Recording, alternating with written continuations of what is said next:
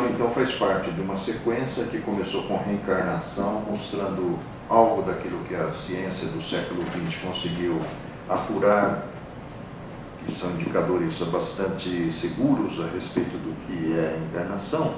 E aí a ideia era justamente avançar na compreensão, com base no Espiritismo, das questões de ordem mental. Nós fizemos aquela primeira apresentação no mês passado, né, falando sobre a origem das deficiências físicas e mentais. Acredito que ali tem as respostas que a gente quer diante dos problemas que a gente enfrenta, né, ou enfrentaria, né. Eu, por exemplo, estou enfrentando um problema agora que tem muito a ver com aquilo lá, mas nem imaginava que aquilo lá era, talvez, para dar, de uma certa forma, uma diretriz e uma tranquilizada em relação ao problema que a gente está vivendo. E agora nós vamos falar sobre isso aí. É impressionante o quanto a doutrina espírita pode nos ajudar a entender esse problema. A Organização Mundial de Saúde diz que até 2020 o problema de saúde dominante na Terra pública será a depressão, que é o tema do mês que vem. E nós vamos passar por aqui hoje, é muito interessante, eu mesmo fiquei muito empolgado com tudo que está aí, acredito que vocês também ficarão. Como sempre, a gente começa repetindo alguma coisa lá dos conteúdos de Allan Kardec e do André Luiz, porque o André Luiz, com segurança, vai ao encontro daquilo que está no capítulo 24 do Evangelho segundo o Espiritismo, que o Kardec fala, que Jesus já tinha dito de outras formas, que, na verdade, todos os conhecimentos eles vão sendo dosados e transferidos para nós de acordo com, assim, a absorção coletiva, né, de algumas informações. Então, no livro Libertação, capítulo 17, nós encontramos isso aí, ó. O pensamento é força criadora da nossa própria alma e por isso mesmo é a continuação de nós mesmos. O Kardec diz na Revista Espírita, um século antes, que, na verdade, sem o pensamento, o espírito não existiria. Pensamento, mente, é tudo sinônimo. Através dele atuamos no meio em que vivemos e agimos, estabelecendo o padrão de nossa influência no bem ou no mal. Consciência é uma recordação intuitiva do progresso feito nas precedentes existências e das resoluções tomadas pelo Espírito antes de encarnar, resoluções que ele, muitas vezes, esquece como homem momentaneamente.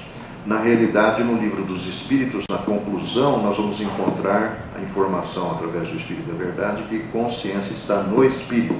Essa informação é a questão 127 do que é o Espiritismo, que é um livro que poucas pessoas conhecem.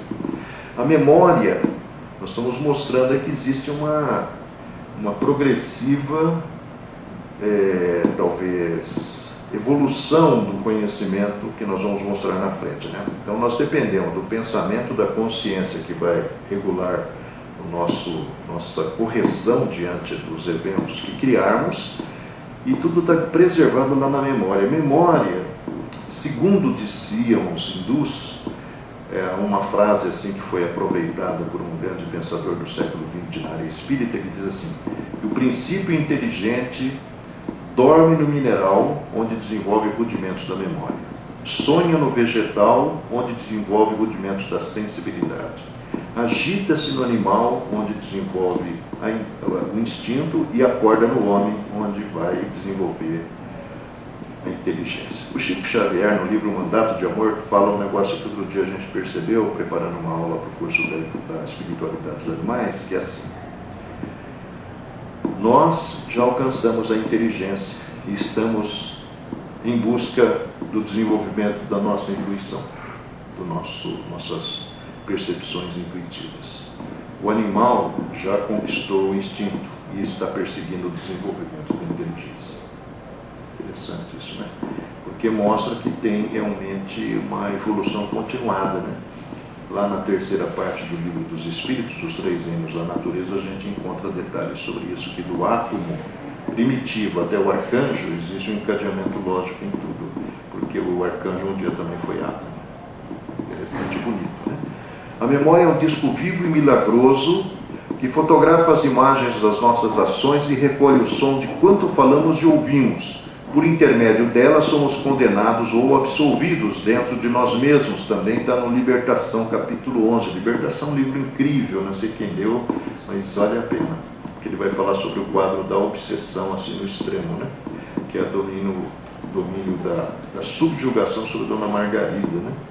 Que na verdade era um caso mal resolvido do Papa Gregório IX e que naquela época, passada para trás por ela, porque não queria de uma certa maneira contrariar os princípios que ela já carregava dentro de si, mas ele estava preocupado com a carreira eclesiástica e na verdade o desdém da mulher que ele amava não foi perdoado por ele, e no século XX ele está na captura dela através dos seus emissários que estão lá no Rio de Janeiro, exercendo sobre ela lá um processo obsessivo para levá-la ao desencarne. Raciocínio organizado é pensamento dinâmico, e com o pensamento consciente e vivo, o homem arroja de si mesmo forças criadoras e renovadoras, forjando desse modo na matéria, no espaço e no tempo, os meandros do seu próprio destino. Está no Evolução em Dois Mundos, capítulo 8. O que o Espiritismo define como obsessão é a ação quase permanente de um espírito que leva a pessoa a ser solicitada por uma necessidade incessante de agir dessa ou daquela maneira e de fazer isto ou aquilo.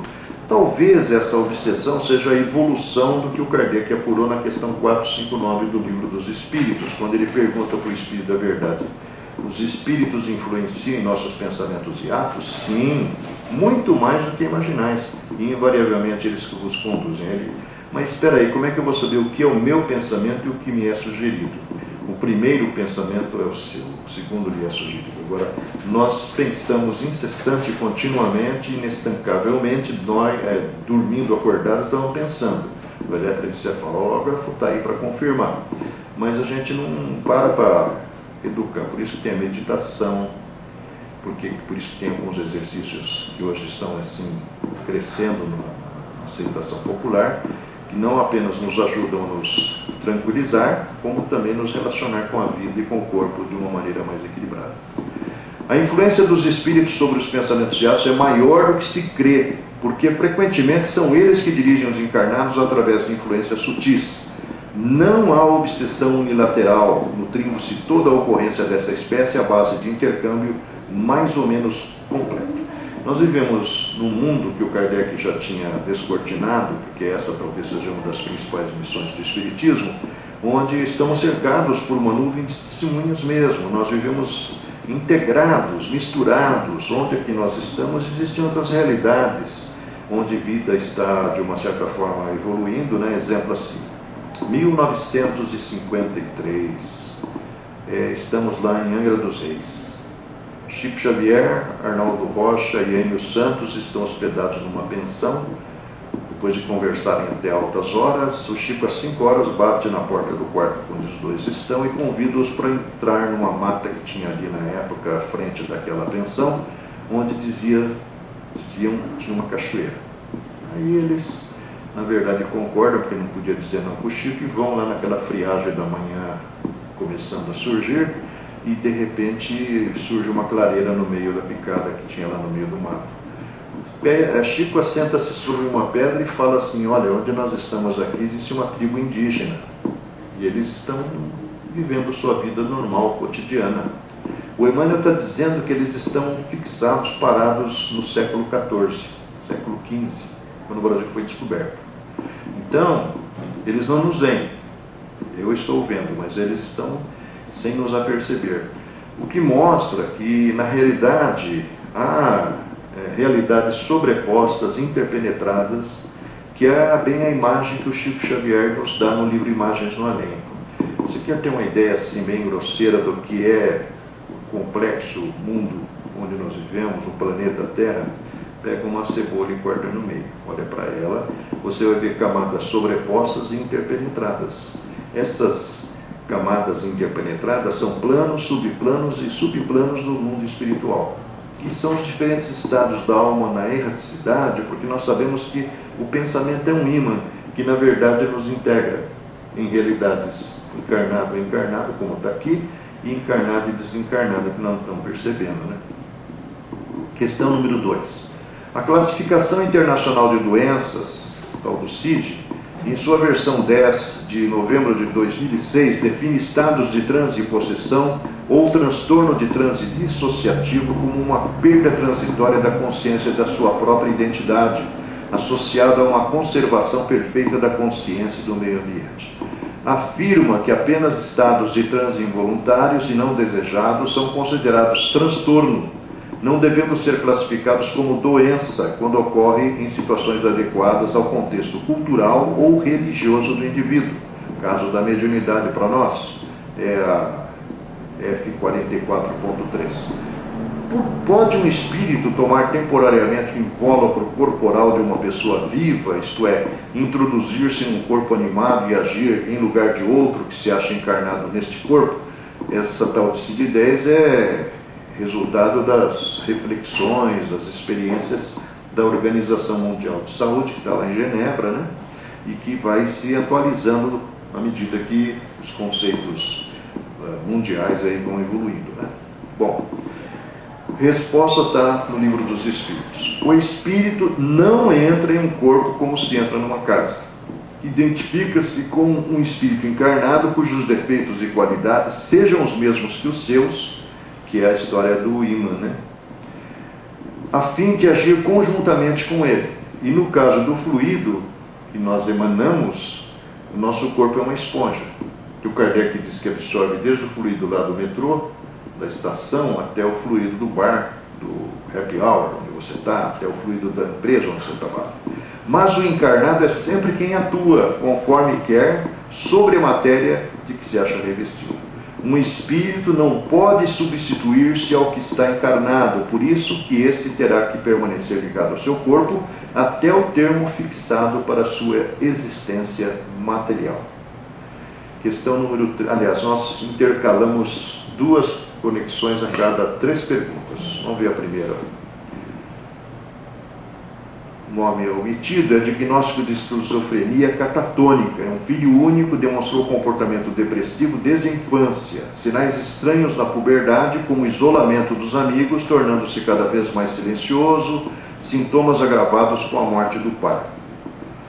O que determina isso? É uma encarnação anterior em que fez da arbitrariedade, o despudor, caminho para desregramento e abuso da transitória autoridade de que desfrutava, porque a gente vai vendo aí, conhecendo esses casos inúmeros que a mediunidade nos traz, dinheiro, poder, são realmente grandes armadilhas, onde nós invariavelmente sucumbimos. Pode ser espírita, pode ser não ser espírita, você cai mesmo. Perturbando a paz de muitas pessoas e chafurdando no abuso do sexo, que é aquilo que nós falávamos há pouco, né? Realmente o sexo desvirtua o cara mais, de uma certa forma, aparentemente centrado, né? Pelas seduções, invariavelmente acabam, de uma certa maneira, tentando ele, né? Reencarnado, esse cara aí manteve a consciência de culpa, autopunindo-se, porque o intervalo entre encarnações e a intensidade do registro gravado na memória é o fator determinante dessa manutenção da consciência. Então eu vejo dentro de mim aquelas imagens que eu testemunhei por ser o fator causal delas.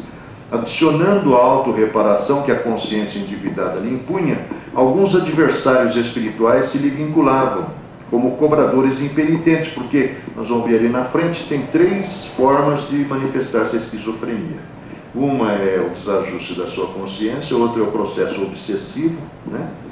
Que é causado aí por esses caras, porque invariavelmente as vítimas vão atrás da gente. Você pensa que você foge, você pode até se esconder, ser liberado pela justiça da terra, mas lá na saída os caras estão te esperando.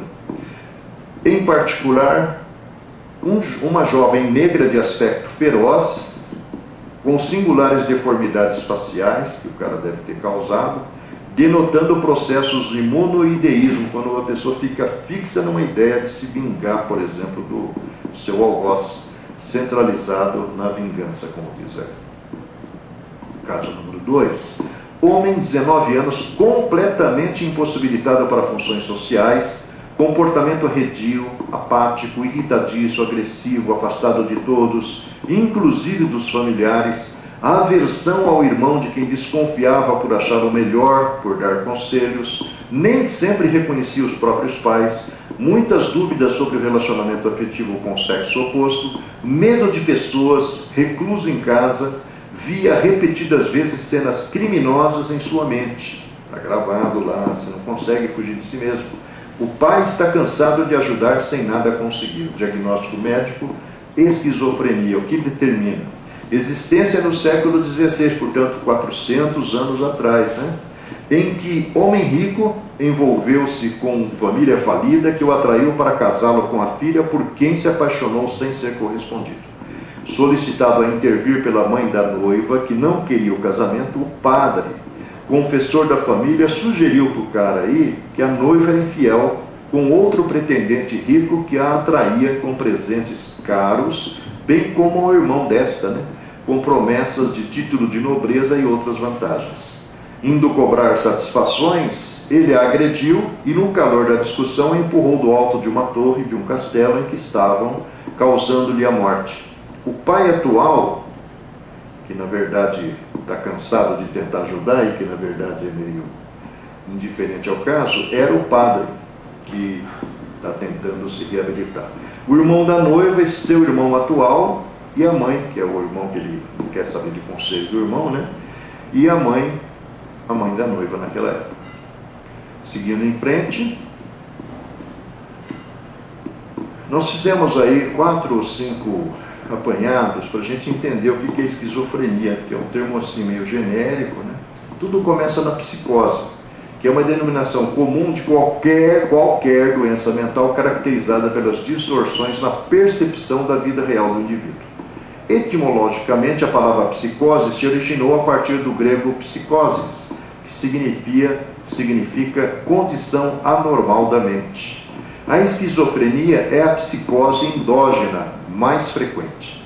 Esquizofrenia, de acordo com a ciência nossa, né, é uma doença psiquiátrica caracterizada por alterações no funcionamento da mente que provoca distúrbios do pensamento e das emoções, mudanças no comportamento, além de perda, noção de realidade e do juízo crítico. Quem diagnosticou pela primeira vez ela foi um homem, um médico, psiquiatra chamado Eugen Breuer, um suíço, no ano de 1911. Ele, na época, tinha estabelecido alguns parâmetros, um dos quais que a manifestação da doença se daria não iniciar-se a vida adulta. Só que o século XX foi ampliando esse conceito, né? E hoje a gente tem crianças esquizofrênicas. Os sintomas positivos da esquizofrenia, tem os negativos e os positivos. Um deles, achar que está sendo perseguido, achar que fala com os mortos, achar que é uma pessoa como Napoleão, Deus ou Jesus, por exemplo, achar que sua mente está em ligação direta com extraterrestres, ouvir vozes que dizem coisas ruins quando ninguém mais as ouve, comportamento infantil ou inadequado, ansiedade excessiva, agitação, dizer frases sem sentido, agressividade. Os sintomas negativos da esquizofrenia: isolamento social, apatia, indiferença emocional, pobreza de pensamento, olhar distante, falta de vontade ou iniciativa, são os sintomas negativos da esquizofrenia. Teorias sobre possíveis causas conforme a ciência atual, né? Só ver que a visão que o Espiritismo dá, ela não só se casa com isso, como também amplia, né? Vamos ver aqui o que a ciência nossa está dizendo a respeito do assunto. Então, uma das teorias dele vem da área da bioquímica. A bioquímica considera desequilíbrio bioquímico, a esquizofrenia, como responsável pelas falhas de comunicação celular do corpo, de neurônios responsáveis pelo comportamento, pela senso-percepção e pelo pensamento. Nós vamos ver lá na frente que realmente existem fatores ligados a isso. A biologia molecular já fala que as anomalias que dão origem à esquizofrenia estão no padrão das células cerebrais durante a formação, mesmo antes do nascimento. a genética demonstrada pela presença do distúrbio em membros da família, porque às vezes a família inteira tem esquizofrenia, o pai, os filhos, às vezes os dois irmãos.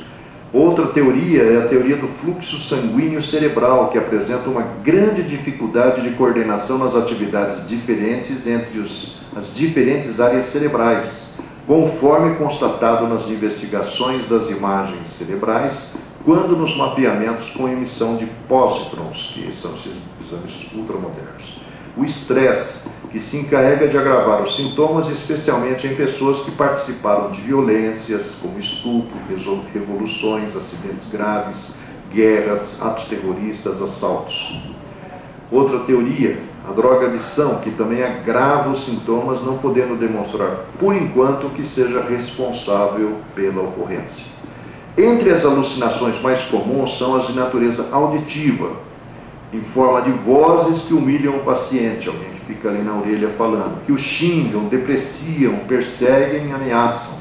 Igualmente, os delírios fazem parte do seu esquema de sintomas perturbadores, como manias persecutórias, através das quais alguém deseja matá-lo ou prejudicá-lo, que é enquadrado dentro da esquizofrenia paranoide.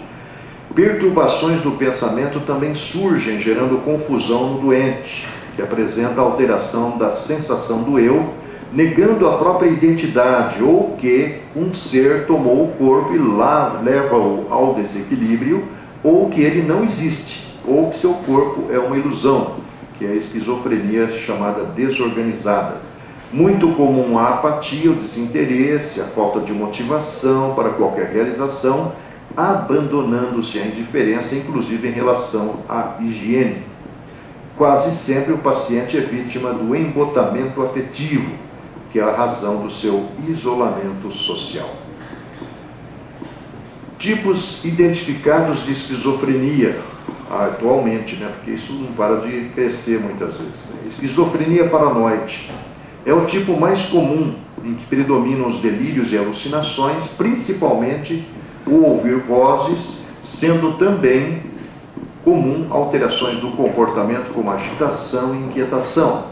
Saiba mais sobre a esquizofrenia paranoide. A esquizofrenia catatônica é caracterizada pela presença do catatonismo, em que a pessoa não reage de forma correta ao ambiente, havendo movimentos lentos ou paralisia do corpo, em que se pode permanecer na mesma posição por horas e dias, fala lentificada ou não falar, repetição de palavras ou frases que alguém acabou de dizer, como também a repetição de movimentos bizarros, realização de caretas ou olhar fixo.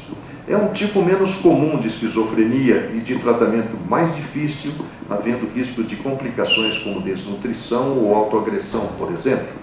A esquizofrenia epifrênica ou desorganizada, nós vamos ver um caso lá na frente muito interessante, predomina o pensamento desorganizado com fala sem sentido e fora do contexto, além de ser comum a presença de sintomas negativos, como desinteresse, isolamento social, perda de capacidade de realizar atividades do dia a dia. Esquizofrenia indiferenciada surge quando há sintomas de esquizofrenia, entretanto a pessoa não se encaixa nos tipos citados. Esquizofrenia residual é uma forma crônica da doença. Acontece quando os critérios para a esquizofrenia ocorreram no passado, mas não estão ativos atualmente. Entretanto, ainda persistem sintomas negativos como lentificação, isolamento social, falta de iniciativa ou afeição, expressão facial diminuída ou falta de autocuidado, por exemplo. Mais duas conexões. Homem, 22 anos, solteiro, comportamento adverso, vive pelas ruas, somente retornando à sua casa pela madrugada, impondo grande sofrimento à mãe. Deprimido, agressivo, trancado no quarto, agitado, fumando muito. Vê muitos espíritos dos quais tem medo, trancando-se em quarto onde ao mesmo tempo tem medo de ficar. Os espíritos que vê os acicatam, riem dele, temendo trocar de roupa que o vejam nu, zombem e riam dele, razão pela qual se esconde temendo ficar no escuro. O que causou isso? Vida passada em que era considerado homem reprodutor, tendo usado muito sexo, desequilibrando suas energias mais nobres. A mãe atual ousava em vida passada ao tempo de Roma. Veja que detalhe interessante a distância, porque isso aqui aconteceu agora no final do século XX. E a origem está lá atrás. Presume-se que esse cara não reencarnou de lá para cá. O que vai de encontro àquela tese de que a lentidão do processo evolutivo ela tem a ver com o volume de espíritos que precisam reencarnar, o intervalo entre reencarnações. O Hernani calculava, ele tem um livro que chama Reencarnação em Você, muito interessante, não sei se você já leu. Ele faz, baseado nas informações do Emmanuel, lá dos 20 milhões de espíritos nível consciente desencarnados, ele faz uma divisão lá com a densidade demográfica da nossa dimensão e chega à conclusão que o intervalo médio de reencarnações é 400 anos. Então, do tempo do Império Romano, que são 20 séculos, 400 anos dá 3, 4 encarnações lá para cá. Sendo que até 1948, a média de vida que tínhamos na Terra era 48 anos. Sendo que 48 anos não é 48 anos. 48 anos é apenas um terço, 16 anos. Porque 16 você dorme, não conta, e 16 está virando adulto, também não conta. Então, veja por que é lento. Até porque essas informações que o Espiritismo está nos dando, aclarando o nosso entendimento, conforme Jesus promete para João e seus companheiros lá no último bate-papo que teve relatado no capítulo 14, 13, 14, 15, 16, 17 do Evangelho de João. No capítulo 14, versículo 26, ele fala que havia esse tal de Consolador prometido, presumivelmente o Espiritismo, né? Que ia colocar de maneira clara o que estava obscuro, ia mostrar para a gente aquilo que, na realidade, a gente tinha esquecido, porque a sociedade, depois da Revolução Industrial, foi paulatinamente se afastando de Deus. Então é assim, Emmanuel, nós somos sombra e luz. A maior parte está com a luz apagada, domina a sombra, que é o passado, que nos empurra na direção do delito, da infração à lei de Deus, as agressividades, as maldades. É nego lá em Suzano matando gente que não tem nada a ver aparentemente, gente lá na Nova Zelândia, gente lá na Uganda, malucos que de repente, mas por quê? Eles não tiveram acesa a luz da espiritualidade neles. Chegaram aqui, se deixaram submergir nessa onda gigantesca aí de insensatez e insanidade que domina a humanidade. A mãe atual ousava em vida passada ao tempo de Roma, da Roma dos Césares, em orgias e aberrações sexuais, em casa que era dela. Por isso que ele não quer que ninguém o veja nu.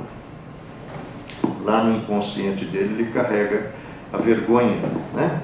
Muito concorrida por interessados em assistir, olha aí, o defloramento de jovens cristãs entregue à cortesã, que é a mãe de hoje, pelos próprios pais, em pagamento de dívidas com ela contraídas. Muitos desses espíritos agora querem abusar dele, que vive dentro do mundo de crimes e vícios que criou para si mesmo. No livro Sexo e Obsessão, do Manuel Filomeno de Miranda, nós temos o Padre Mauro, que é um pedófilo, que foi vítima do próprio pai, grosseiro e bruto nessa vida aqui, no abuso sexual, mas na insistência à época do Napoleão, 200 anos antes, ele era uma mulher, era dona de uma casa de ilícitos aí na área sexual, e ela mandava sequestrar crianças para vender para os militares insanos, né, os velhos, que na verdade, e um deles é o obsessor que arrastou ele para violência sexual agora, como vítima, e exerce sobre ele uma pressão muito grande num quadro de obsessão, que na verdade no livro vai ser revertido até certo ponto, né?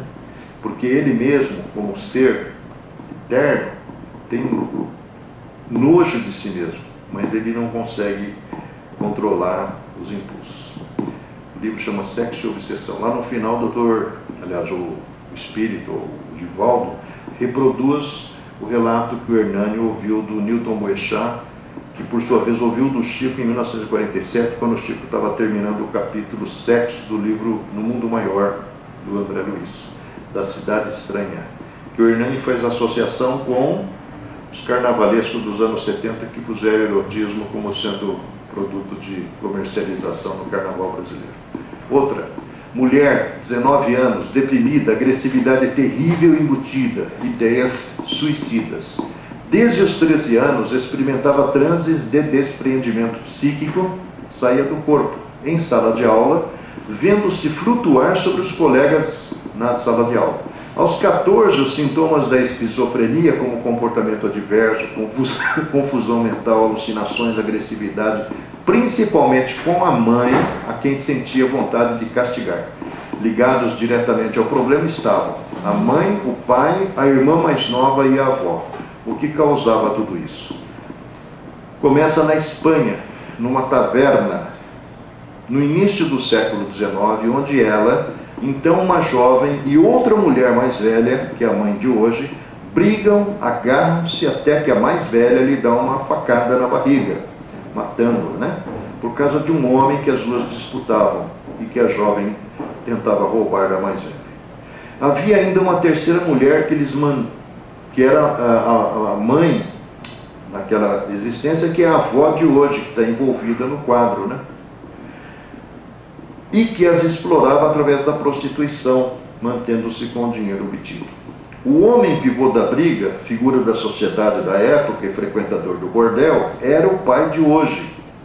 Havia ainda um outro homem apaixonado pela vítima, que experimentou a traição da mesma, carregou-se de ódio e atua agora como obsessor num processo que certamente estimula isso. Segundo informações, o cara se escondia para que os médios não percebessem que o problema era, na verdade, ampliado e potencializado pela obsessão, né? A tipificação conforme o Espiritismo. Nós vimos ali a classificação da ciência, né? O Espiritismo racionaliza, ó. Primeiro fator determinante desse transtorno é espiritual. E ele se manifesta no corpo físico através de uma série de desequilíbrios já referidos, decorrentes da necessidade do espírito de resgatar os delitos praticados em existências anteriores, como nós vimos nos casos apresentados até agora. O Espiritismo diz também que o segundo fator que pode explicar a esquizofrenia é o processo de natureza obsessiva, em que o agente perturbador, hospedando-se no perispírito do seu inimigo, aquele que o infelicitou, atormenta-o, apresenta-se-lhe vingador, desorganiza-o interiormente, desestabiliza-lhe as conexões neurais, produz-lhe outras disfunções orgânicas, delírios e alucinações. A gente pode achar estranho isso aqui. A gente perturbado, hospedando-se no perispírito. Na verdade, essa hospedagem, ela na verdade é apenas uma aproximação como um manto, como está explicado lá no último capítulo do livro Evangelho segundo o Espiritismo, quando fala o Kardec sobre a prece pelo obsessor, como um manto realmente que envolve, né, e não deixa o cara fugir pela nenhuma saída, né? Então, primeiro é o transtorno que vem do espírito, o transtorno provocado por um terceiro, e o terceira situação é um misto, que mistura um e outro, né? No qual o doente fisiológico é também uma vítima cruel de perseguição, tornando-se obsediado simultaneamente, além dos quadros da auto-obsessão, que é aquilo que o Inácio Ferreira diagnosticou lá no seu tempo, na convivência com o transtorno psiquiátrico. Na Revista Espírita de dezembro de 1864, Allan Kardec escreve que sem o pensamento, o espírito não seria espírito, sendo o atributo característico do ser espiritual, que por sua vez distingue o espírito da matéria, acrescentando que vontade é um pensamento chegado a um certo grau de energia, é o pensamento transformado em força motriz. Então, o pensamento não é uma reação fisiológica? Explicação lá do Kardec. O pensamento não está no cérebro, como não está na caixa craniana.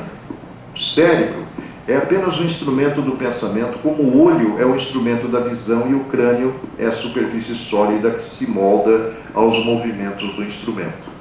Se o instrumento for danificado, não se dá a manifestação, exatamente como quando se perdeu um olho, não se pode mais ver. O pensamento, ao mesmo tempo, é preexistente e sobrevivente ao organismo, Esse ponto é capital. Força viva em toda parte, atmosfera criadora que envolve tudo e todos. Força criadora da própria alma, a continuação de nós mesmos através da qual atuamos no meio em que vivemos e agimos, estabelecendo o padrão de nossa influência no bem ou no mal.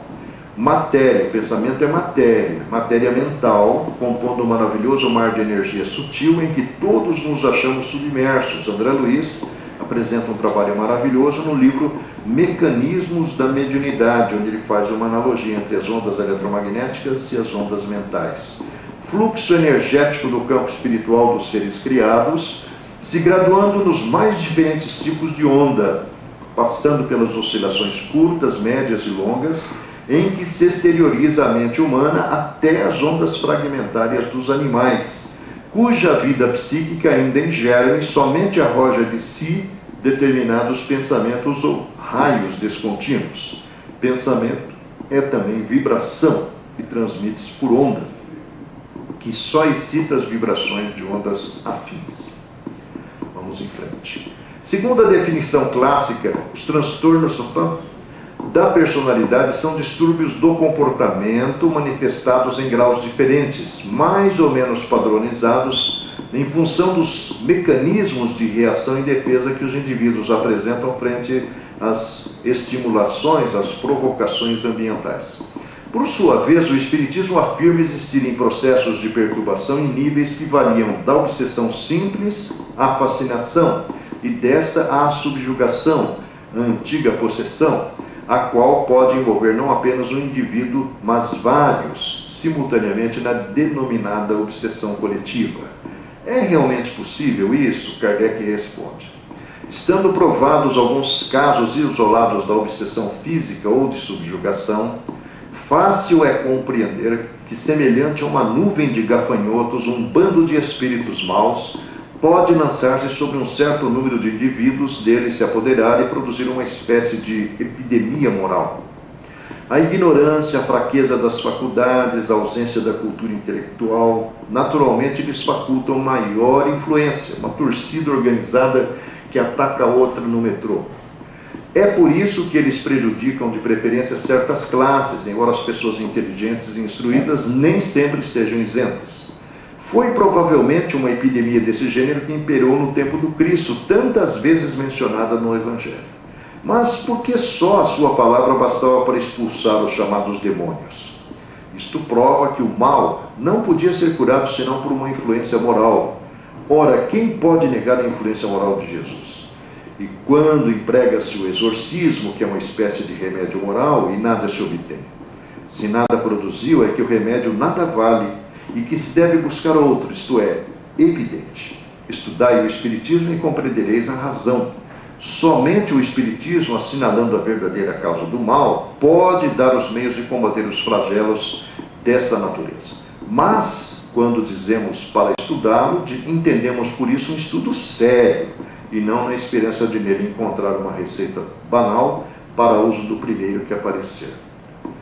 Mais duas conexões. F, idade madura, casado, estável economicamente, diagnosticado na meia-idade como esquizofrênico. 3 filhos adultos, um neto, organismo físico debilitado pelo uso intensivo de remédios. O que causou isso foi dentro da própria vida que ele estava vivendo.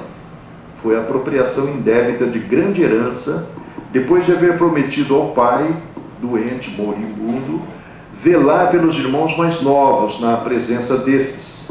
Ao se sentir, porém, senhor da situação quando o pai morreu, desamparou os manos e expulsou-os do lar, valendo-se de advogados bem remunerados, desses que sem escrúpulo vivem de inquinar os textos legais. Escapou à justiça terrena, entretanto, não pôde eliminar dos escaninhos da consciência os resquícios do mal praticado. Os remanescentes do crime são guardados em sua organização mental como carvões em paisagem denegrida após incêndio devorador. E esses carvões convertem-se em brasas vivas sempre que dá um ventinho ali, que excitados pelo sopro das recordações. Pouco a pouco, encontrou-se consigo mesmo. A mente atormentada não achava refúgio consolador. Se rememorava o pretérito, este lhe exigia reparação. Se buscava o presente, não obtinha tranquilidade para se manter no trabalho sadio. E quando tentava erguer-se ao plano superior, desejoso de orar ao Altíssimo, era surpreendido ainda aí por dolorosas advertências no sentido de inadiável correção da falta cometida. Não lhe foi possível esquivar-se das imposições da vida social na qualidade de homem de alto comércio, até que baqueou em supremo torpor. Sentindo-se incriminado no tribunal da própria consciência, de que nós falamos lá na abertura, começou a ver perseguidores em toda parte. Adquiriu assim fobias lamentáveis. Para ele, todos os pratos estão envenenados, desconfia de todos os familiares e não tolera as antigas relações. Próximo. Mulher deprimida, agressividade, grande tristeza, cansaço, ideias de suicídio, ódio dos familiares, como se quisesse matar a todos, a quem atribui tudo de ruim que lhe acontece. Às vezes tem ímpetos de quebrar tudo em casa, alucinações e agitações que reavivam lembranças remotas. O que causa uma existência passada em que integrava a família, a mesma, de muitas posses, morando em casa grande no campo, numa fazenda. Os pais da encarnação atual foram seus irmãos naquela vida, tendo aprontado muito com ela, desde extorsões, tramas, engodos, roubos, gerando ódios, ressentimentos, danos, tudo por causa da ambição e ganância.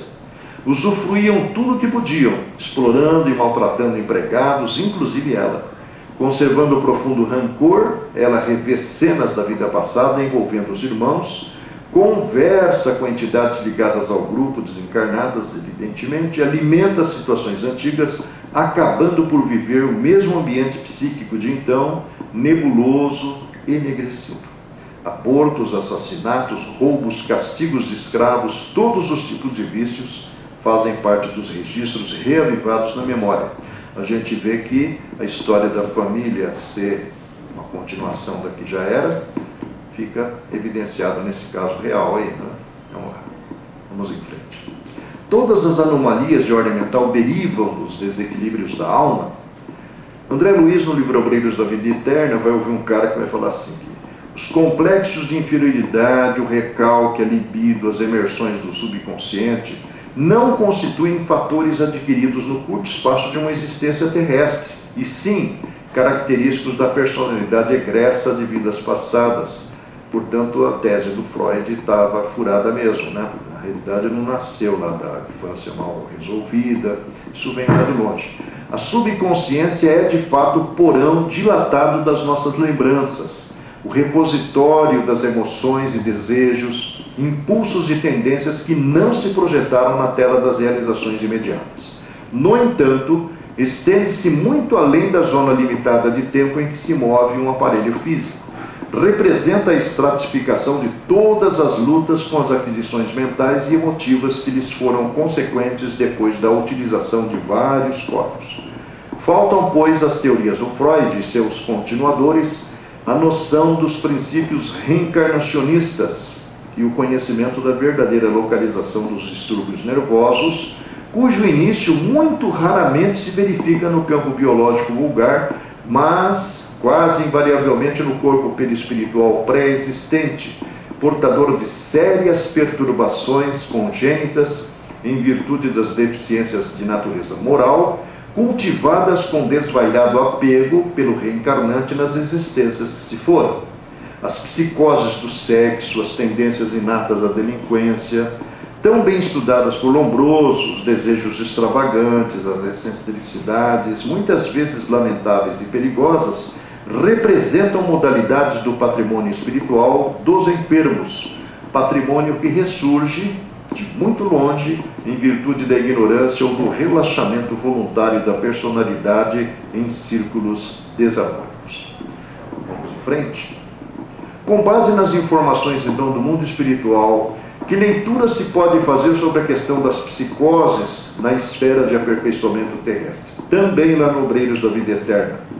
Temos 5 classes de psicoses. Primeiro, as de natureza paranoica. Segundo, a perversa. Terceiro, a mitomaníaca. A quarta, ciclotímica, e a quinta, a hiperemotiva, englobando respectivamente a mania de perseguição, delírio de grandeza, desequilíbrios e fraquezas de ordem moral, a histeria e a mitomania, os ataques melancólicos e as fobias e crises de angústia. Esta definição científica dos que só possuem os recursos de diagnosticar e analisar as minudências do corpo, anatômicas, anabescos de ouro sobre a areia do Saara, não tornariam o deserto menos árido. Assim, a terminologia brilhante, ali exposta, sobre o quadro escuro do sofrimento.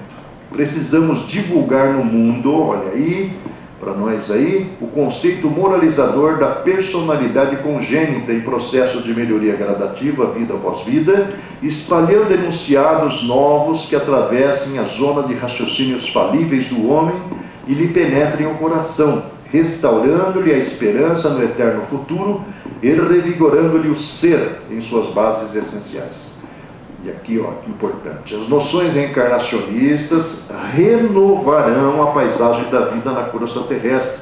Então, para vencer essa resistência toda, é preciso falar muito sobre casos como esses aí, conferindo à criatura não somente as armas com que deve guerrear os estados inferiores de si própria, mas também lhe fornecendo remédio eficiente e salutar.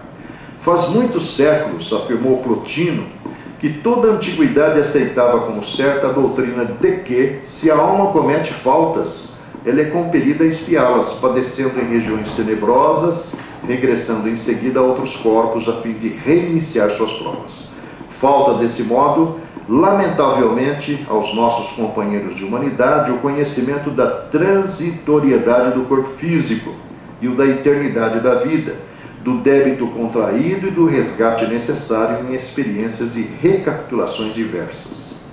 Vamos em frente. Como entendermos a existência de predisposições mórbidas do corpo espiritual?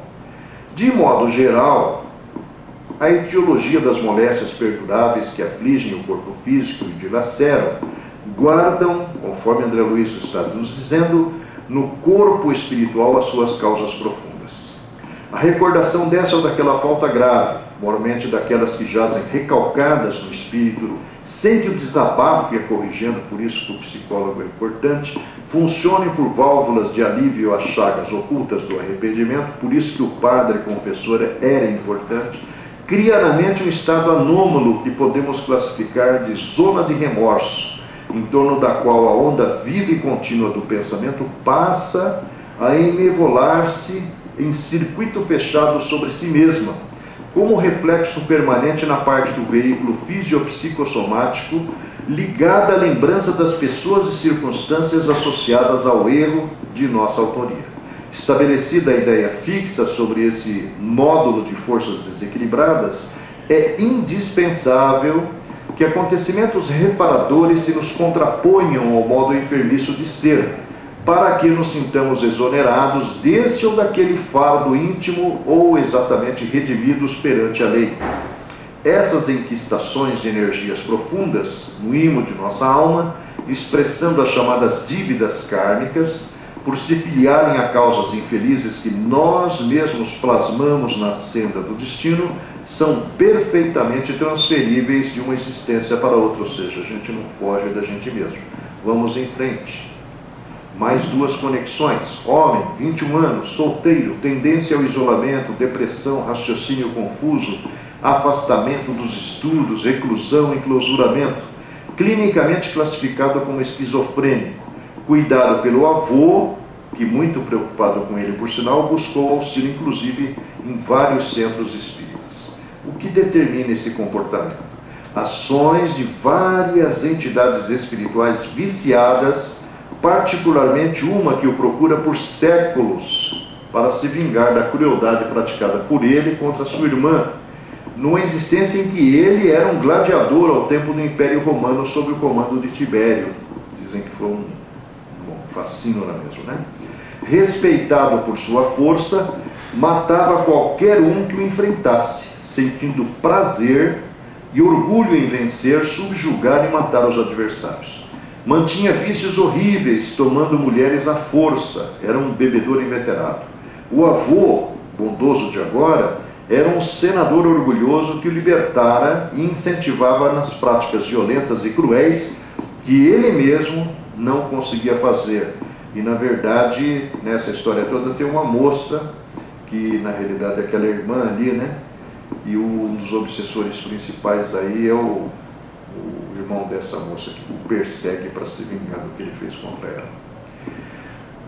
Outro caso. Homem, 35 anos, sem vida útil, nem ao menos ânimo para sair de casa, expressando ódio pelo olhar pela mãe, tendo aos 12 anos desenhado um caixão e dito ser ela que estava dentro, manifestando pavor ao estar diante dela, muitas vezes, mais tarde tornando-se agressivo, manifestando o desejo de matá-la, manifestando profunda ligação com o pai, que o apoiava, mantendo a mãe isolada. Olha que interessante aí, ó.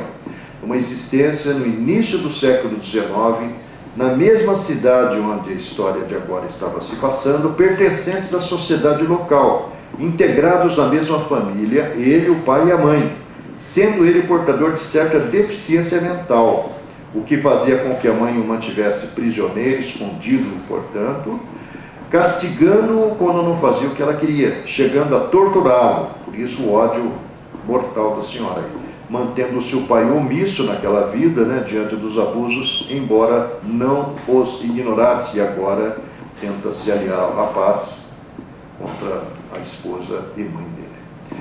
Pelo que fica evidenciado, os registros arquivados em nossa memória, através da consciência que vai se expandindo no espírito, que cada um de nós são desse modo os grandes responsáveis por nossos distúrbios e transtornos fisiológicos. Se nos comprometemos diante da lei divina, que essa sim está lá em síntese guardada dentro de nós mesmos, como diz o livro dos Espíritos, né? Em qualquer idade de nossa vida responsável, é lógico venhamos a resgatar as nossas obrigações em qualquer tempo, dentro das mesmas circunstâncias nas quais patrocinamos a ofensa em prejuízo dos outros. É assim que o remorso provoca distonias diversas em nossas forças recônditas, desarticulando as sinergias do corpo espiritual, criando predisposições mórbidas para essa ou aquela doença, entendendo-se ainda que essas desarmonias são algumas vezes singularmente agravadas pelo assédio vindicativo dos seres a quem ferimos, quando imanizados a nós em processos obsessivos. Todavia, ainda mesmo quando sejamos perdoados pelas vítimas da nossa insânia, quer dizer, às vezes o espírito até já foi em outra direção, detemos conosco os resíduos mentais da culpa, está gravado lá, qual depósito de lodo no fundo da nossa calma piscina, em que um dia virão à tona da nossa existência para a necessária expulsão, à medida que se nos acentue o devotamento à higiene moral. Está no Evolução em Dois Mundos essa explicação. Vamos em frente. Mas como as desarmonias do espírito repassadas ao espírito se manifestam no corpo físico? Agora tem uma revelação incrível nessa resposta, do André Luiz também no mesmo livro.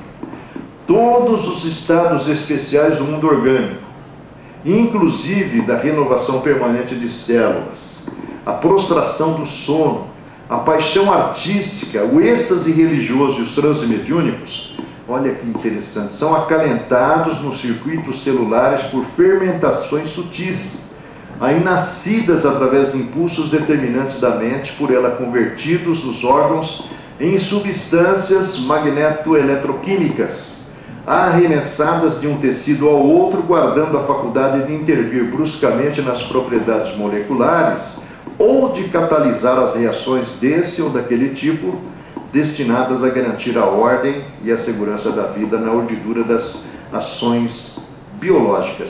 Essas substâncias magnetoeletroquímicas não seriam os neurotransmissores, que hoje a gente sabe que tem tantos, tem mais de 60, né?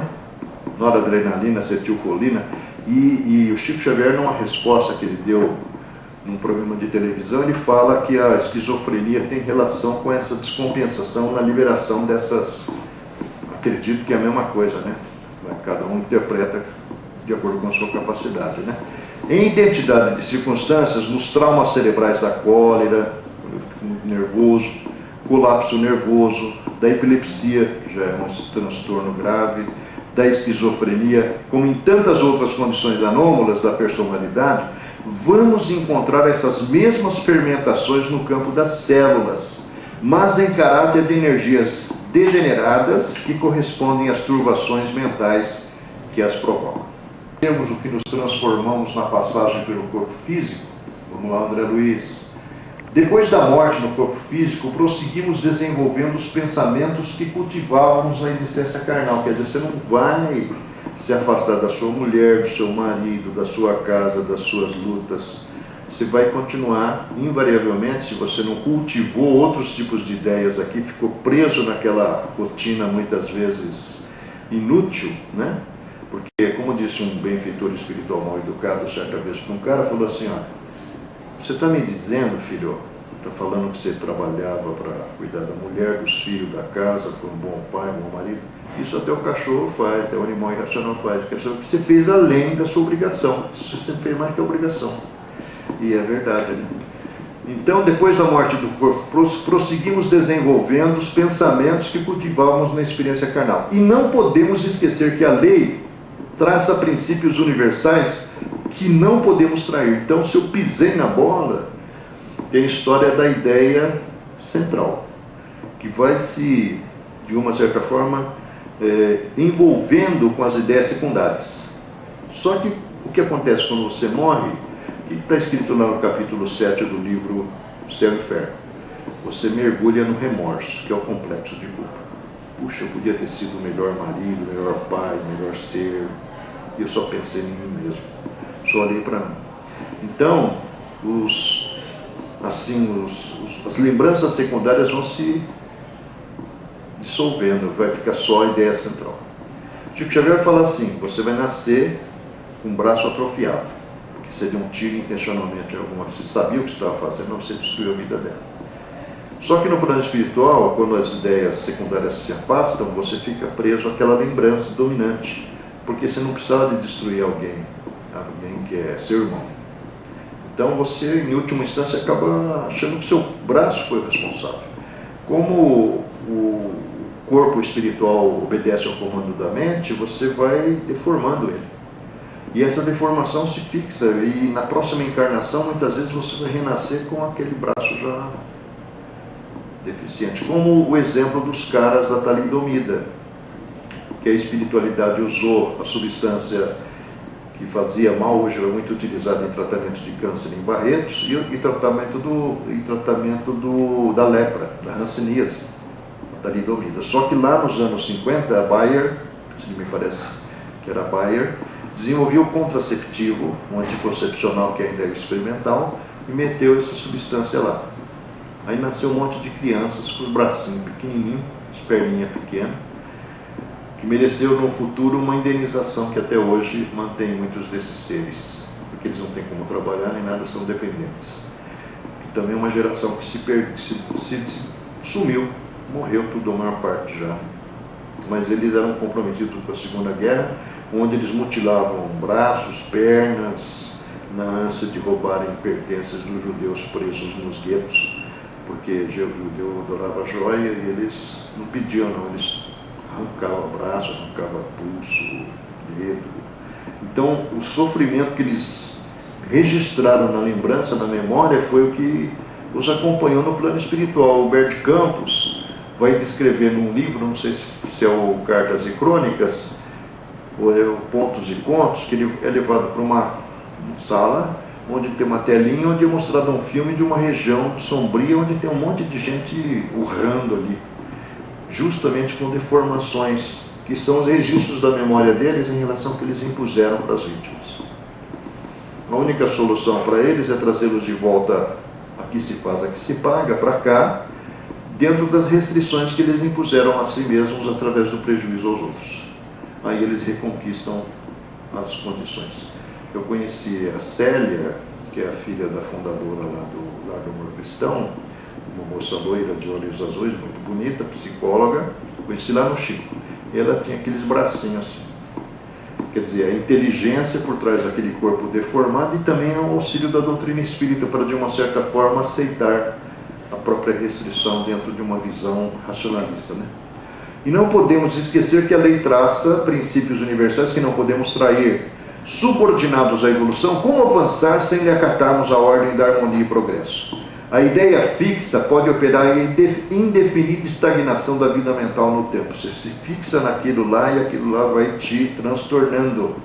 Simbolizemos o estágio da alma na Terra através da reencarnação, como sendo valiosa linha de frente na batalha pelo aperfeiçoamento individual e coletivo, batalha em que o coração deve armar-se de ideias santificantes para conquistar a sublimação de si mesmo, a mais alta vitória. A mente é o soldado em luta, ganhando denodadamente o combate em que se empenhou, tão logo seja conduzido às aflições da morte, sobe verticalmente para a vanguarda, na direção da esfera superior, expressando-se-lhe o triunfo por elevação de nível. Entretanto, se fracassa e semelhante perda é quase sempre a resultante da incúria ou da rebeldia, volta horizontalmente nos acertos da morte para a retaguarda, onde se confunde com os desajustados de toda a espécie para indeterminado período de tratamento. Em qualquer frente da luta terrestre, a retaguarda é a faixa atormentada dos neuróticos, dos loucos, dos mutilados, dos feridos, dos enfermos de toda a casta. De certo, as legiões vitoriosas não se esquecem dos que permaneceram no desequilíbrio, e daí vemos as missões de amor e renúncia funcionando diligentes onde estacionam a desarmonia e a dor. Está no mundo maior. Mais duas conexões. Menino, 12 anos, acometido por desânimo, dado a alucinações e visões, agitado, agressivo, num estado esquizofrênico. Elaborava desenhos em que as figuras preponderantes eram dois homens barbudos, roupas negras, um deles com um revólver no coldre, sobre suas cabeças duas datas, 1973, 1987. Em outro desenho de um ônibus que estampava o letreiro do bairro em que o menino morava. Descobriu-se filho adotivo, que foi o que desencadeou o início do desequilíbrio. Àquela altura ele descobriu que também era rejeitado pela mãe adotiva. O que causou isso? Isso é interessante esse caso. Existência passada em que integrava grupo de cangaceiros pelo sertão brasileiro, do qual faziam parte as figuras avistadas no ônibus. Quer dizer, ele estava meio distraído assim, que geralmente é assim que a gente percebe às vezes um insight, né? Vê uma realidade que não está sendo percebida por ninguém. Então ele viu os dois caras lá no ônibus, sob a liderança do espírito encarnado naquela vida, atualmente como a mãe adotiva na época, num corpo masculino. Então a mãe de hoje, ela na realidade era uma líder daquele bando de que ele fez parte.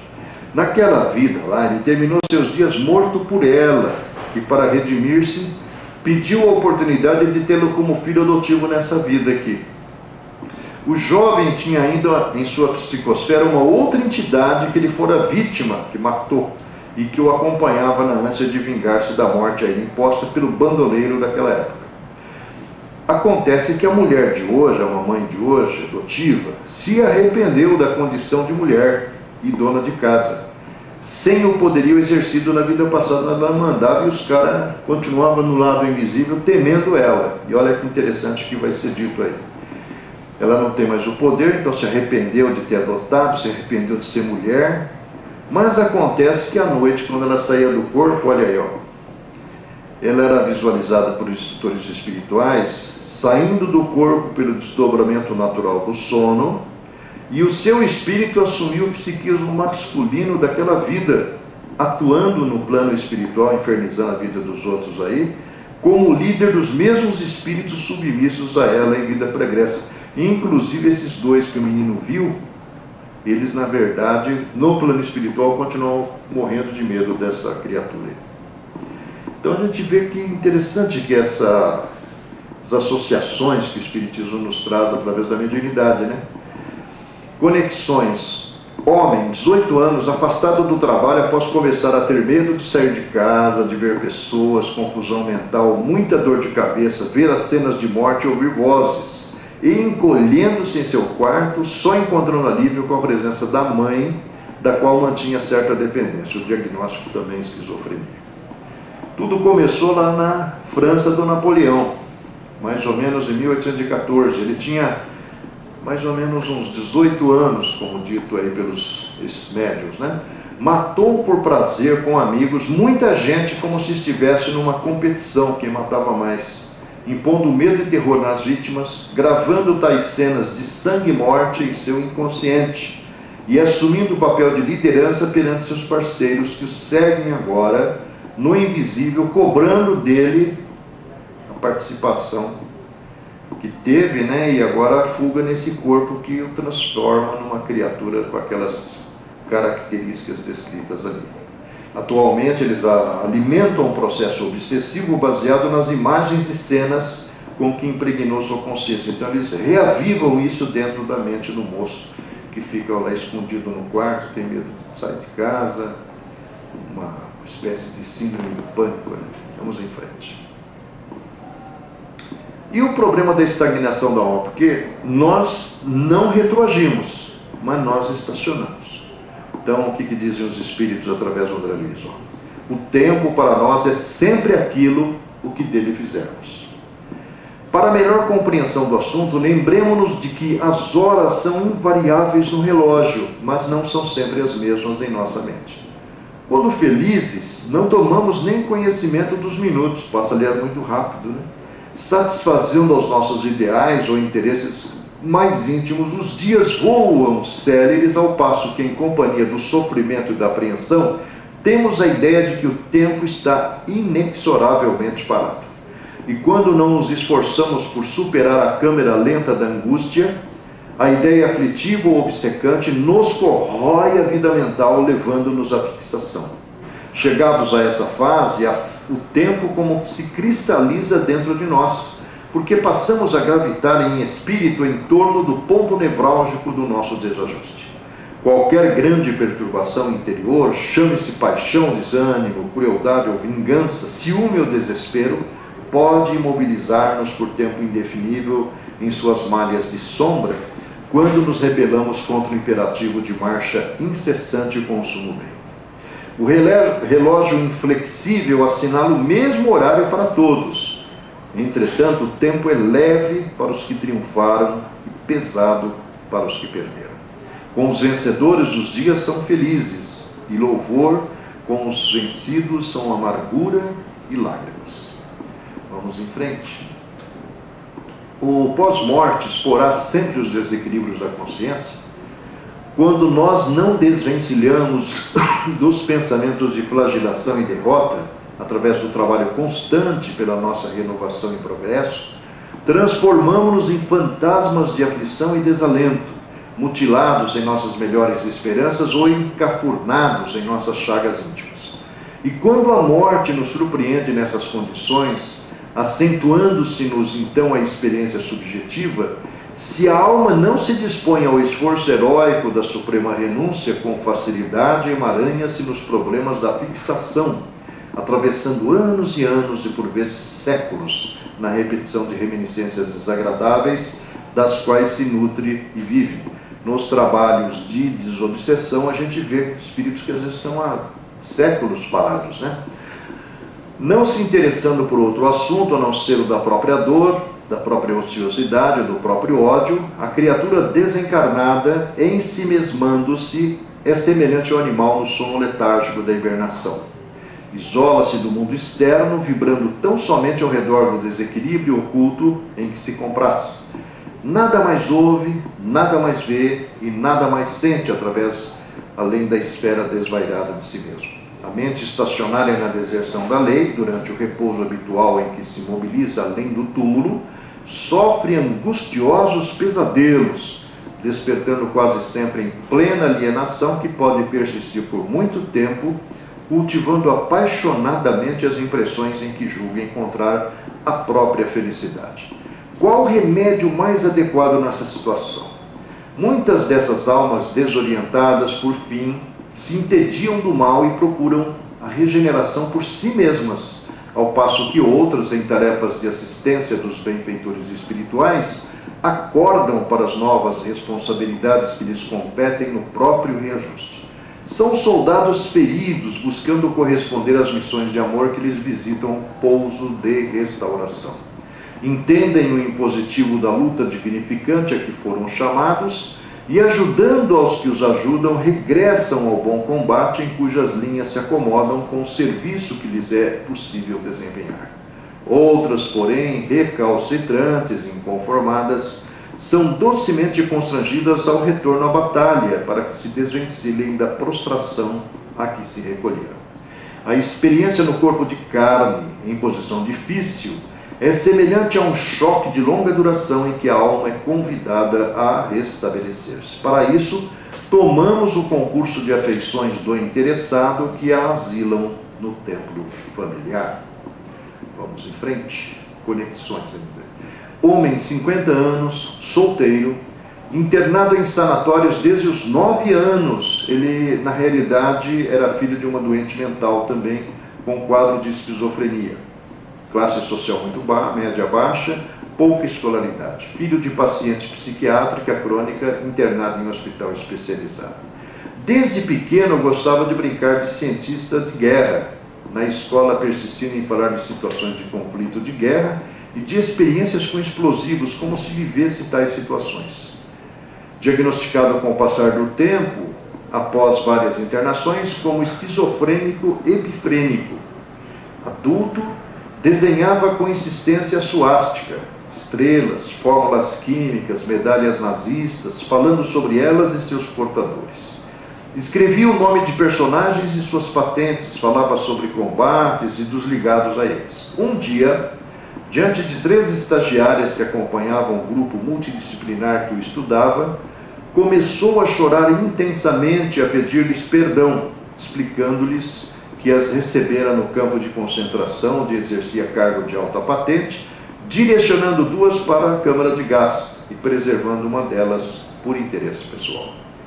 Vivências, naturalmente, e ações praticadas na encarnação passada ao tempo da Segunda Guerra Mundial, fixadas e preservadas de forma intensa na memória integral, impondo reabilitação na dimensão em que foram criadas as desarmonias em sua consciência. Outro caso, homem, 32 anos, comportamento esquizofrênico desde que se afastou da família para viver com parentes em cidade distante, deixando de estudar e trabalhar, retornando ao lar, ensimesmando-se, demonstrando confusão mental, emagrecendo, apático, lassidão, sem vontade de fazer nada, muito desânimo, falta de entusiasmo em tudo, depressão profunda. O que causou, olha que interessante, vivência no século XVIII, onde era um tipo de pirata, um mercador inescrupuloso comerciando tapetes, seda, joias, condimentos. Portanto, uns 200 anos antes, né? Mal, ao menor sinal de ter sido roubado, nem que fosse um pão, pelos remadores do barco com que navegava pelos mares, os castigava severamente, cortando-lhes as mãos, tendo feito muitas maldades, transformando muitas de suas vítimas nos obsessores que o perseguem hoje, cobrando-lhe as crueldades. Em existência no século XIX, ao tempo de Napoleão Bonaparte, foi importante integrante do parlamento inglês, rivalizando com um componente que o odiava de morte. Na vida atual, compõe com mais 2 irmãos os filhos de um casal, um dos quais sai do corpo. Olha que interessante, ele sai do corpo em desdobramento natural do sono e comanda as entidades perseguidoras contra o irmão, é o inimigo lá da Inglaterra, né? O pai também, um inimigo do passado, petulante, orgulhoso, apegado aos bens materiais que perturba muito a mãe, que por sua vez é um espírito bom, que veio ajudar toda a família a se reajustar. Vamos em frente. Nesses casos, a reencarnação compulsória não será como um ato de violência, porque você fez tanta barbaridade e você vai ser obrigado a reencarnar, né? Aí o instrutor espiritual, através do André Luiz, faz a seguinte indagação. O que nós fazemos na casa quando surge um louco? Não passamos a assumir a responsabilidade do tratamento? Aguardaremos qualquer resolução do alienado mental no que tange as medidas indispensáveis à restauração do seu equilíbrio? É certo que nos cabe o dever de honrar a consciência livre, capaz de decidir por si mesma nos variados problemas da luta evolutiva.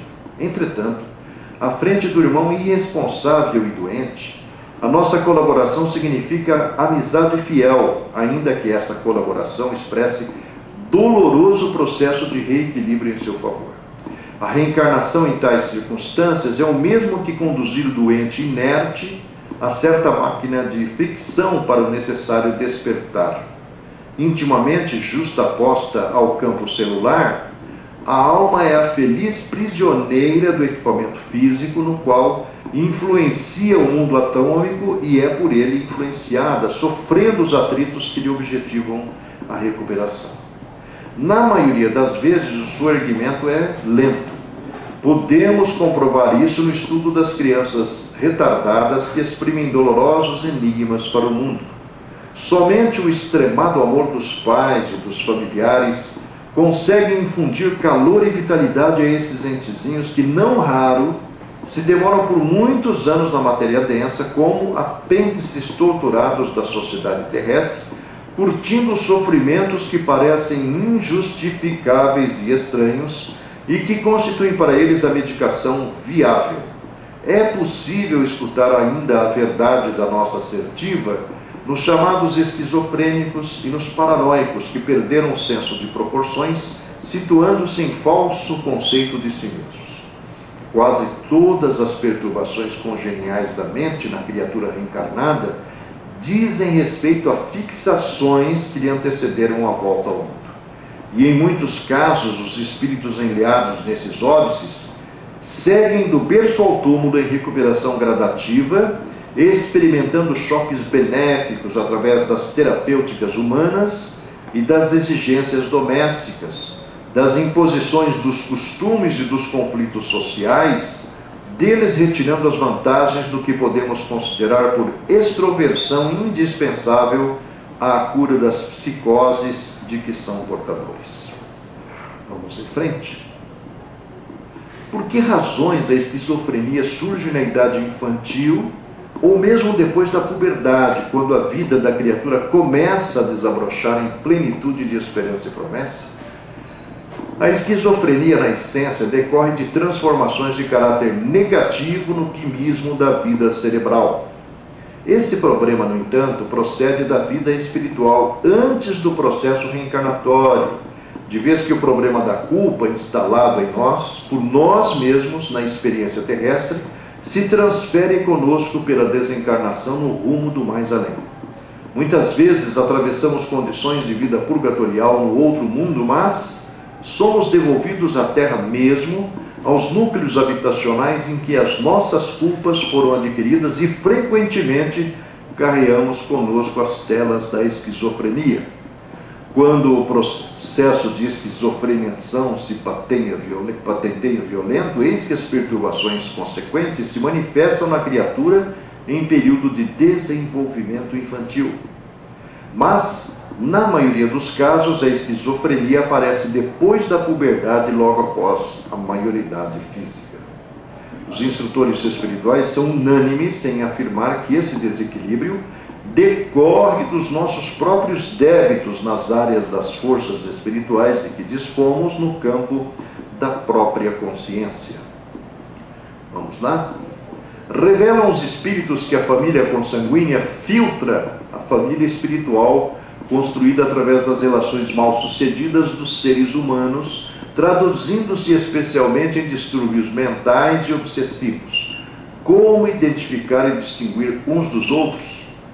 No círculo das recordações imprecisas, está escrito no Obreiros da Vida Eterna, a se traduzirem por simpatia e antipatia, vemos a paisagem das obsessões transferidas ao campo carnal, onde, em obediência às lembranças vagas e inatas, homens e mulheres, jungidos uns aos outros pelos laços da consanguinidade ou dos compromissos morais, se transformam em perseguidores e verdugos inconscientes entre si. Os antagonismos domésticos, os temperamentos aparentemente irreconciliáveis entre pais e filhos, esposos e esposas, parentes e irmãos, resultam dos choques sucessivos da subconsciência, conduzida a recapitulações retificadoras do pretérito distante. Congregados de novo na luta expiatória ou reparadora, as personagens dos dramas que se foram passam a sentir e ver na tela mental, dentro de si mesmas, situações complicadas e escabrosas de outra época, malgrado os contornos obscuros da reminiscência, carregando consigo fardos pesados de incompreensão, atualmente definidos por complexos de inferioridade. Identificando em si questões e situações íntimas e inapreensíveis aos demais, o espírito reencarnado que adquire recordações, não obstante menos precisas, do próprio passado, candidata-se inelutavelmente à loucura.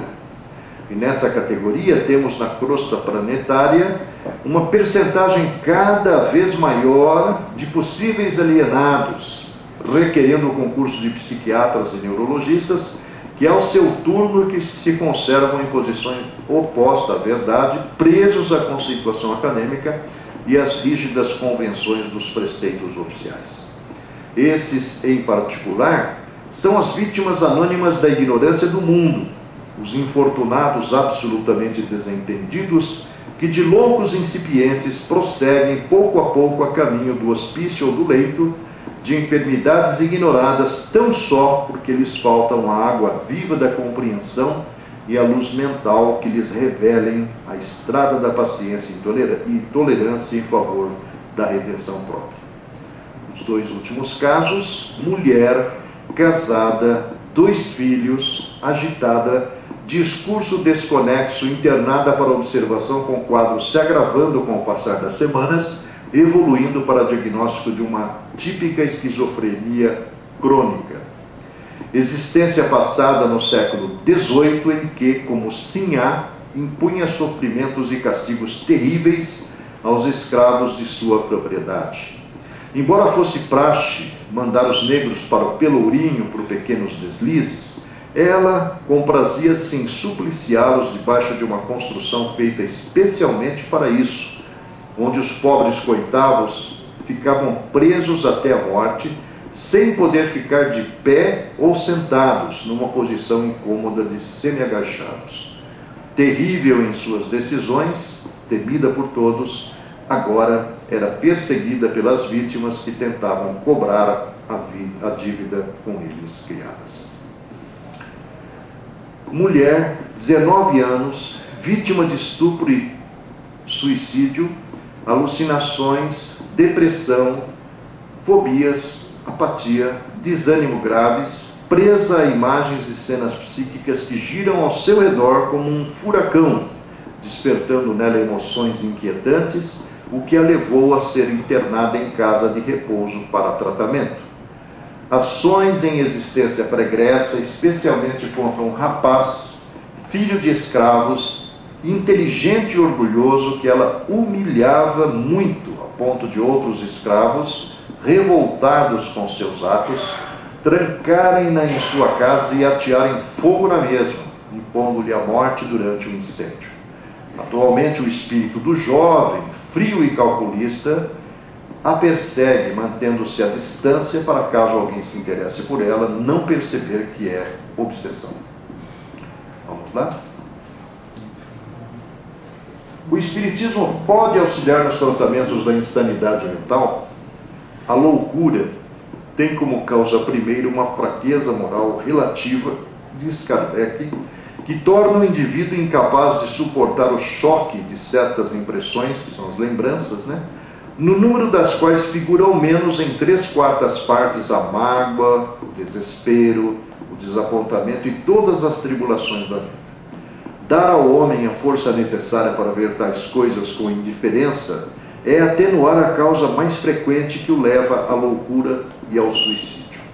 Ora, essa força ele tira da doutrina espírita bem compreendida. Ante a grandeza do futuro, que se descortina aos nossos olhos e que dá prova patente a tribulações da vida, tornam-se tão efêmeras que deslizam sobre a alma como a água sobre o mármore, sem deixar traços. O verdadeiro espírita não se liga à matéria senão o estritamente indispensável para as necessidades da vida. Mas, se algo lhe falta, conforma-se, porque sabe que está aqui de passagem e que uma sorte muito melhor o aguarda. Também não se aflige por encontrar acidentalmente uma pedra em seu caminho. Se o nosso homem estivesse imbuído dessas ideias, em que se teriam tornado aquelas terras aos seus olhos, a contrariedade que sofreu teria sido insignificante ou nula, e uma desgraça imaginária não teria conduzido a uma desgraça real. Em resumo, um dos efeitos, e podemos dizer um dos benefícios do Espiritismo, diz Kardec, é o de dar à alma a força que lhe falta em muitas circunstâncias, e é nisto que ele pode reduzir as causas da loucura e do suicídio. Como se vê, os fatos mais simples podem ser uma fonte de ensinamentos para quem quer refletir. É mostrando as aplicações do Espiritismo nos casos mais vulgares que se fará compreender toda a sua sublimidade. Não está aí a verdadeira filosofia, termina Allan Kardec propondo a gente essa reflexão. E acabou.